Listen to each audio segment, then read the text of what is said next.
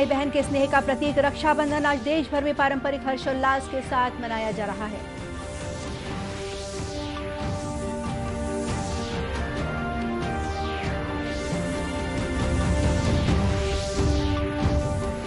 उत्तर प्रदेश के पूर्व मुख्यमंत्री कल्याण सिंह का निधन। राष्ट्रपति, उपराष्ट्रपति और प्रधानमंत्री सहित अन्य सभी राजनीतिक दलों और समाज के विभिन्न वर्गों ने जताया शोक।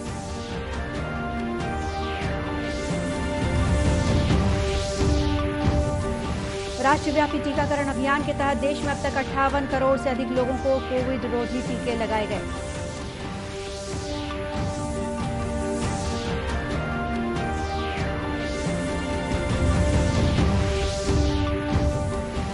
और माओवादियों से मोर्चा लेने के लिए महिला कमांडो ने किया दुर्गा फाइटर टीम का गठन।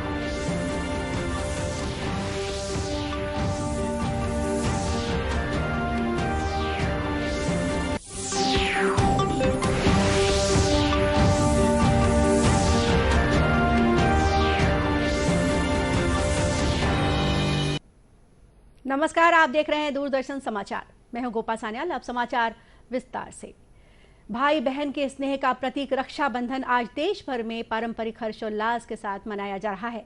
इस अवसर पर बहनें अपने भाइयों की कलाई पर राखी बांध रही हैं और उनके सौभाग्य, अच्छे स्वास्थ्य के साथ खुशहाली के लिए प्रार्थना कर रही हैं। वहीं भाई अपनी बहनों की सुरक्षा और उन्हें सहयोग का संकल्प दोहरा रहे हैं। कई राज्य सरकारों ने रक्षाबंधन के अवसर पर अपने यहाँ सरकारी बसों में मुफ्त यात्रा का उपहार भी दिया है। राष्ट्रपति रामनाथ कोविंद ने रक्षाबंधन के अवसर पर लोगों को बधाई दी है। अपने संदेश में उन्होंने कहा कि यह त्योहार प्रेम, स्नेह और विश्वास का प्रतीक है। श्री कोविंद ने सभी से ऐसे सौहार्दपूर्ण समाज का निर्माण करने को कहा जहां महिलाओं की गरिमा को सर्वोच्च महत्व दिया जाए और वे अपनी आकांक्षाओं को स्वच्छंद रूप से पूरा कर सके। रक्षाबंधन के अवसर पर प्रधानमंत्री नरेंद्र मोदी ने सभी देशवासियों को शुभकामनाएं और बधाई दी हैं। इधर छत्तीसगढ़ की राज्यपाल अनुसुईया उइके और मुख्यमंत्री भूपेश बघेल ने भी रक्षाबंधन के अवसर पर प्रदेशवासियों को बधाई और शुभकामनाएं दी हैं। राज्यपाल ने इस पर्व के अवसर पर सभी के जीवन में सुख, शांति और खुशहाली की कामना की है। मुख्यमंत्री ने अपने बधाई संदेश में कहा है कि रक्षाबंधन का पावन पर्व हमारी संस्कृति के गरिमामय उत्कर्ष का प्रतीक है, जो बहनों के प्रति भाइयों के संकल्पों को सुदृढ़ बनाता है। इस अवसर पर मुख्यमंत्री के निवास कार्यालय में राज्यसभा सांसद छाया वर्मा, राज्य महिला आयोग की अध्यक्ष किरणमयी नायक, महासमुंद जिला पंचायत की अध्यक्ष उषा पटेल और अन्य कांग्रेसी महिला पदाधिकारियों ने मुख्यमंत्री को राखी बांधकर उनके लिए मंगल कामनाएं की। प्रदेश के सभी जिलों से भी रक्षाबंधन का पर्व धूमधाम से मनाए जाने के समाचार मिले हैं। रायपुर के केंद्रीय जेल में बहनों ने अपने भाइयों को रक्षा सूत्र बांधकर उनके लंबे जीवन की कामना की। वहीं भाजपा महिला मोर्चा की कार्यकर्ताओं ने बेमेतरा जिले में देवकर चौकी के पुलिसकर्मियों को राखी बांधी। इस मौके पर पुलिसकर्मियों ने उन्हें सुरक्षा का वचन दिया। उधर भिलाई में कार्यरत अर्धसैनिक बलों के जवानों को आज विभिन्न सामाजिक संगठनों की महिलाओं ने राखी बांधकर रक्षाबंधन का पर्व मनाया। उधर कोरबा में रेलवे कर्मचारियों ने पेड़ों को रक्षा सूत्र बांधकर पर्यावरण संरक्षण की दिशा में विशेष पहल की। रेलवे प्रबंधन ने हरियर धरती टीम का गठन किया है, जिसमें रेलवे के कर्मचारी और अधिकारी पौधारोपण के साथ ही वृक्षों की सुरक्षा का संकल्प भी लेते हैं।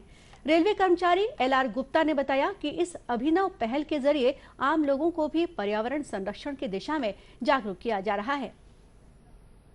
आज जो है हरियर धरती की तरफ से ये जन चेतना के लिए वृक्षों को सुरक्षित रखने के लिए एक रक्षा सूत्र बांधा जा रहा है, जिससे बहन भाई से आशा करती है कि हमको रक्षा मिलेगी। इस तरह से वृक्षों की हम लोग रक्षा करेंगे और वृक्षों का आज के परिवेश में बहुत ही महत्व है। जिस तरह से इंडस्ट्री बढ़ रही है, वाहन बढ़ रहे हैं, इसमें सरकार की स्कीम है जीरो कार्बन। जितना हम पॉल्यूशन फैला रहे हैं उस पॉल्यूशन को कंट्रोल करना है। वो कंट्रोल सिर्फ वृक्षों से ही हो सकता है। जो हमारी वृक्ष ऑक्सीजन देंगे उससे कंट्रोल होगा। दूसरा, हमारा ग्लोबल टेम्परेचर जो है उनको जो बढ़ रहा है उसको रोकना है, उसके लिए भी हमारे वृक्ष ही सहायक करेंगे। वहीं स्टेशन प्रबंधक आनंद कुमार गुप्ता ने बताया कि धरती के लिए हरियाली और पेड़ों की विशेष भूमिका है, इसलिए हरियर धरती के सदस्य लगातार पेड़ों की सुरक्षा के लिए प्रयासरत हैं। रक्षा बंधन का पवित्र बंधन है, जो एक धागे से पिरो कर इसको बनाया जाता है और इसी अटूट बंधन को हम लोग पौधे और पेड़ों में बांधकर हरियर धरती ने आज संकल्प लिया है कि आने वाले समय में हम पेड़ों को कम से कम कटने देंगे और ज़्यादा से ज़्यादा पेड़ को लगाएंगे, जिससे हमारा आसपास के क्षेत्रों में ऑक्सीजन लेवल बरकरार रहे। इधर रायपुर में भी थर्ड जेंडर्स ने पेड़ों को रक्षा सूत्र बांधा और उनकी सुरक्षा का संकल्प लिया। उत्तर प्रदेश के पूर्व मुख्यमंत्री कल्याण सिंह का कल रात निधन हो गया। वे 89 वर्ष के थे और पिछले कई सप्ताह से लखनऊ के संजय गांधी पीजीआई अस्पताल में भर्ती थे। उनका अंतिम संस्कार कल बुलंदशहर जिले के नरौरा घाट पर किया जाएगा। राजस्थान और हिमाचल प्रदेश के पूर्व राज्यपाल रहे श्री सिंह 2 बार बुलंदशहर और एटा में सांसद रहे। राष्ट्रपति, उपराष्ट्रपति और प्रधानमंत्री सहित तमाम मंत्रियों, भारतीय जनता पार्टी के वरिष्ठ नेताओं, अन्य सभी राजनीतिक दलों तथा समाज के विभिन्न वर्गों ने कल्याण सिंह के निधन पर दुख प्रकट किया है। राष्ट्रपति रामनाथ कोविंद ने अपने ट्वीट संदेश में कहा है कि कल्याण सिंह जनता में बेहद लोकप्रिय थे। उत्तर प्रदेश के मुख्यमंत्री के रूप में श्री सिंह ने स्वच्छ राजनीति और शासन में अपराधियों और भ्रष्टाचार से मुक्ति को प्राथमिकता दी। उपराष्ट्रपति एम वेंकैया नायडू ने अपने शोक संदेश में कहा है कि कल्याण सिंह राष्ट्रवादी और अनुकरणीय नेता थे जो जन सेवा के प्रति समर्पित रहे। उन्होंने शोक संतप्त परिवार और श्री कल्याण सिंह के समर्थकों के प्रति भी संवेदना प्रकट की। प्रधानमंत्री नरेंद्र मोदी ने लखनऊ पहुंचकर कल्याण सिंह के अंतिम दर्शन कर उन्हें श्रद्धांजलि अर्पित की। अपने ट्वीट संदेशों में उन्होंने कहा कि कल्याण सिंह एक अग्रणी नेता, कुशल प्रशासक, जमीन से जुड़े हुए नेता और विराट व्यक्तित्व के धनी थे। प्रधानमंत्री ने कहा कि उत्तर प्रदेश के विकास में उनके योगदान को हमेशा याद रखा जाएगा। श्री मोदी ने कहा कि भारत के सांस्कृतिक पुनरुत्थान में कल्याण सिंह के योगदान के प्रति आने वाली पीढ़ियां सदैव कृतज्ञ रहेंगी। सामर्थ्यवान नेता खोया है। हम उनके भरपाई के लिए उनके आदर्शों, उनको संकल्पों को लेकर के अधिकतम पुरुषार्थ करें और उनके सपनों को पूरा करने में कोई कमी न रखें। मैं भगवान प्रभु श्री राम को उनके चरणों में प्रार्थना करता हूं कि प्रभु राम कल्याण सिंह जी को अपने चरणों में स्थान दे और प्रभु राम उनके परिवार को इस दुख की घड़ी में इस दुख को सहन करने की शक्ति दे और देश में भी यहाँ के मूल्यों, यहाँ आदर को, यहाँ की संस्कृति, यहाँ की परंपराओं में विश्वास करने वाले हर दुखी जन को प्रभु राम ढाढ़स दे, यही प्रार्थना करता हूँ।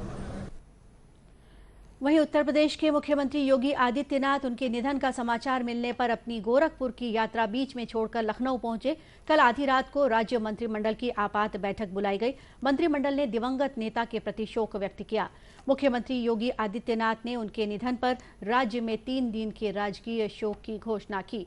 दिवंगत नेता के सम्मान में उत्तर प्रदेश में अवकाश घोषित किया गया है।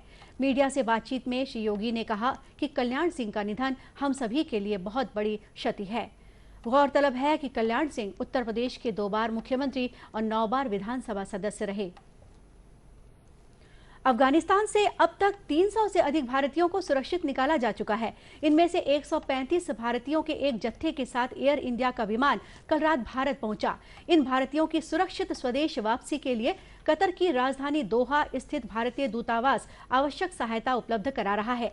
विदेश मंत्रालय के प्रवक्ता के अनुसार अफगानिस्तान से और अधिक भारतीय नागरिकों को स्वदेश वापस लाया जाएगा। उन्होंने बताया कि काबुल से 107 भारतीय नागरिकों सहित 168 यात्रियों को लेकर भारतीय वायुसेना का एक और विमान दिल्ली आ रहा है। विदेश मंत्रालय ने अफगानिस्तान में रह रहे भारतीय नागरिकों से सहायता की आवश्यकता होने पर विशेष अफगानिस्तान प्रकोष्ठ से तुरंत संपर्क करने की अपील की। राष्ट्रव्यापी टीकाकरण अभियान के तहत देश में अब तक 58 करोड़ से अधिक कोविड टीके लगाए जा चुके हैं। केंद्रीय स्वास्थ्य मंत्रालय ने बताया है कि अब तक 45 करोड़ से अधिक लोगों को कोरोना का पहला टीका और 13 करोड़ से अधिक लोगों को दूसरा टीका लगाया जा चुका है। वहीं देश में कोरोना से स्वस्थ होने की दर बढ़कर 97.54% हो गई है।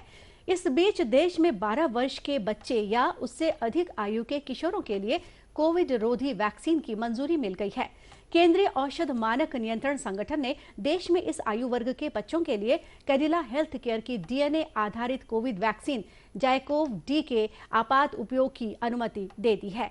इस वैक्सीन की 3 डोज दी जाएगी। पहली डोज देने के बाद 28वें दिन दूसरी और 56वें दिन तीसरी डोज दी जाएगी। इधर छत्तीसगढ़ में कल कोरोना संक्रमण के 74 नए मामले सामने आए हैं। इनमें रायपुर के 7 मरीज भी शामिल हैं। इन्हें मिलाकर प्रदेश में कोरोना मरीजों की संख्या 10,04,000 से अधिक पहुंच गई है। इनमें से 9,89,000 से अधिक मरीज स्वस्थ हो चुके हैं। वहीं वर्तमान में करीब 900 मरीजों का प्रदेश में विभिन्न अस्पतालों या होम आइसोलेशन में इलाज चल रहा है। सुकमा जिले में माओवादियों से मोर्चा लेने के लिए महिला कमांडो ने दुर्गा फाइटर टीम का गठन किया है। इस टीम में 40 महिला कमांडो शामिल हुई हैं। इनमें से 32 महिला कमांडो माओवादी उन्मूलन के लिए कार्य करेगी। इन महिला कमांडो को 30 दिन की अलग से ट्रेनिंग दी जाएगी। एसपी सुनील शर्मा ने बताया कि दुर्गा फाइटर टीम में महिला कमांडो स्वेच्छा से शामिल हुई हैं। यह टीम माओवादियों से लोहा लेगी, साथ ही विकास कार्यों में भागीदारी भी निभाएगी। के पावन पर्व पे आज हमारे यहाँ पे जो हमारे महिला कांस्टेबल, हेड कांस्टेबल और अधिकारी लोग हैं, उन लोगों ने ये डिसीजन लिया कि वो लोग भी अब एक्टिव ड्यूटी, कमांडो ड्यूटी में शामिल होंगे। और इसके लिए उन सभी की तरफ से प्रस्ताव आया कि सर हम लोग को भी एक डीआरजी टीम बनवाइए। तो इस चीज़ को ध्यान में रखते हुए उनको स्वेच्छा से बोला गया कि भाई जो जो शामिल होना चाहते हैं बताएं। तो कुल इसमें 32 हमारे महिला अधिकारी कर्मचारी इसमें दुर्गा फाइटर्स नाम से एक फोर्स स्वयं स्वेच्छा से बनाए हैं, जिसका मूल उद्देश्य जैसे डीआरजी में हमारे पुरुष जो स्टाफ हैं वो लोग लड़ते हैं, तो महिलाएं भी हमारी ये दिखाना चाहती हैं कि हम भी पुरुषों से किसी मामले में कम नहीं है और हम भी नक्सल उन्मूलन के लिए जो भी लगता है, जो भी सर्वस्व निछावर कर सकते हैं। इस अवसर पर पुलिस लाइन में महिला कमांडो ने पुलिस कर्मियों की कलाइयों पर राखी भी बांधी। आजादी के लिए भारत का शानदार संघर्ष आधुनिक विश्व के महानतम संघर्षों में से एक है। दूरदर्शन समाचार इस शानदार संघर्ष की झलक रोजाना आपके लिए लेकर आ रहा है। आज की कड़ी में हम गोसाई भाई पटेल के संघर्ष की गाथा प्रस्तुत कर रहे हैं।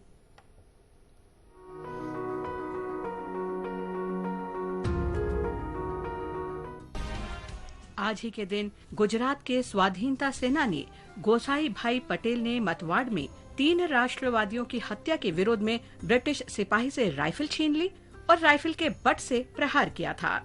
हालांकि गोसाई भाई गांधीवादी अहिंसा के सिद्धांत के प्रति आकर्षित थे, लेकिन वे ब्रिटिश शासन के विरुद्ध कुछ हिंसक घटनाओं में भी शामिल रहे। गोसाई भाई और उनके मित्रों ने पुलिस थाने पर हमले किए और बंदियों को छुड़ाने में सफल रहे। गोसाई भाई पटेल सफल राजनेता बने। उन्हें 3 बार गुजरात विधानसभा के लिए चुना गया। उन्होंने दांडी में विकास कार्य भी कराए। बाद में गोसाई भाई पक्के गांधीवादी बनकर उभरे। उन्होंने गांधीवादी विचारधारा पे अनेक पुस्तकें लिखी और 90 वर्ष की उम्र में स्वास्थ्य कारणों से मृत्यु पर्यंत समाज कार्य से जुड़े रहे। ये बहुत दिलचस्प बात है कि आज ही के दिन 1639 में तत्कालीन मद्रास की स्थापना हुई, जो अब चेन्नई के नाम से जाना जाता है। मद्रास की स्थापना स्थानीय नायक शासक से खरीदी गई जमीन पर ब्रिटिश ईस्ट इंडिया कंपनी ने की थी।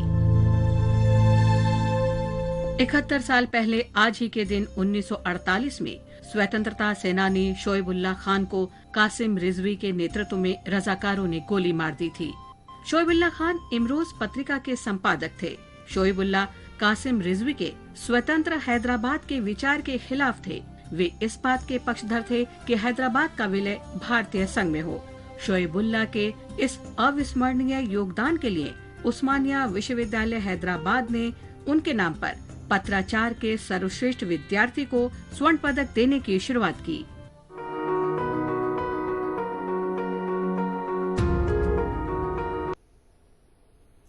और इसी के साथ ये समाचार बुलेटिन यही समाप्त हुआ। नमस्कार।